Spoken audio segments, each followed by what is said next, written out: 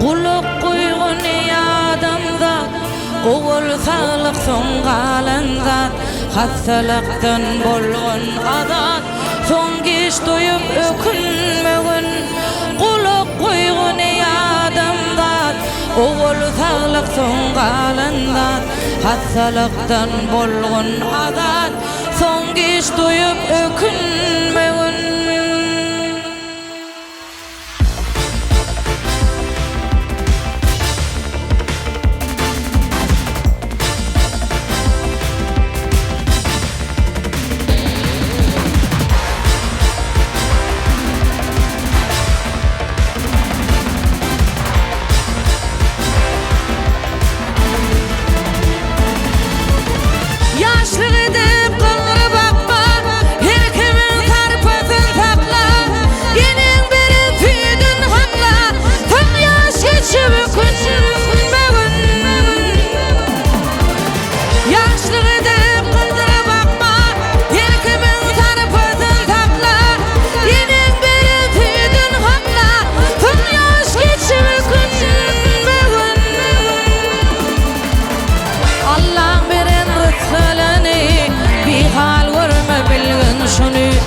Nitip etmek kişinin hakkı, gözü köpsün ökünmegin.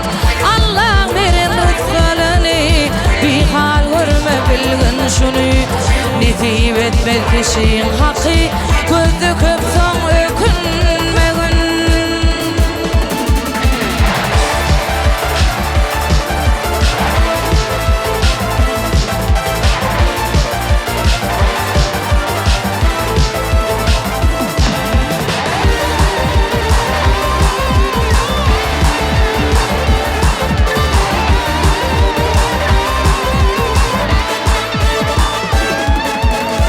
Bir devlete yaran dime, bir tabaktan tağam ime, kayımlığı elin koyma, tırın verip ökünmegin.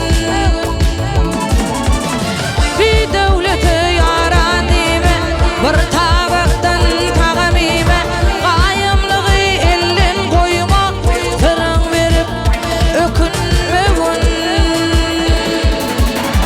Bir iş etsen bitin etkin, ilki ağırtına yetkin, adiyepligin köptinligin, yanlışıpsın ökünmegin.